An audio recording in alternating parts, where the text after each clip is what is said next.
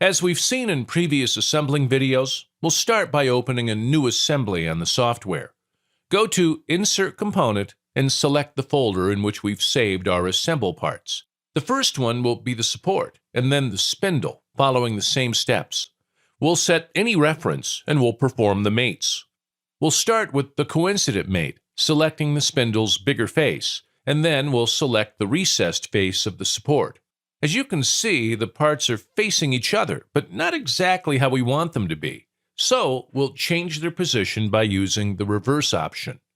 Finish the operation and habilitate the next mate, the concentric mate. We'll select the cylindrical part with the smaller diameter, and we'll select the hole to which it'll be attached. As mentioned in the PDF file, the keyway faces upwards, so we need to habilitate the angular mate, selecting the keyway's inner face and select the support's superior interface. When this options box opens, we'll select the angle of 180 degrees, which will be the angulation the part will rotate, and finish the operation. Now we'll add the bushing to this assembling. First, we'll activate the coincident mate, selecting this face and this part on the spindle's recessed face. As the bushing isn't positioned correctly, we'll use the reverse option. Then we'll habilitate the concentric mate and position the bushing on the hole's center. We're adding the last part we modeled, the pin, and we'll use the coincident mate again. Select any of the pin's faces and select the edge of the hole. We'll check if the pin's in the correct position and finish. Now we'll center the pin towards the hole. Moving on, we're adding a washer and a nut on the assembling.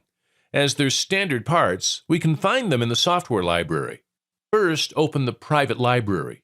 We'll open the standard, then 3D solid, mechanical, fasteners, washers, and plane.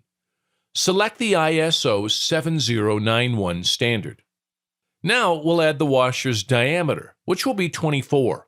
Apply any needed mate as we've done before.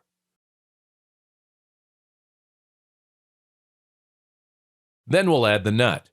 Open the folder Nuts, Hex, and select the ISO 4035 standard. We'll select the format M24 and position it on our assembly.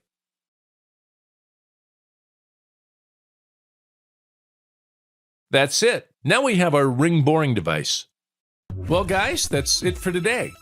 Remember to subscribe, click the notification bell to receive our alerts for our weekly training videos.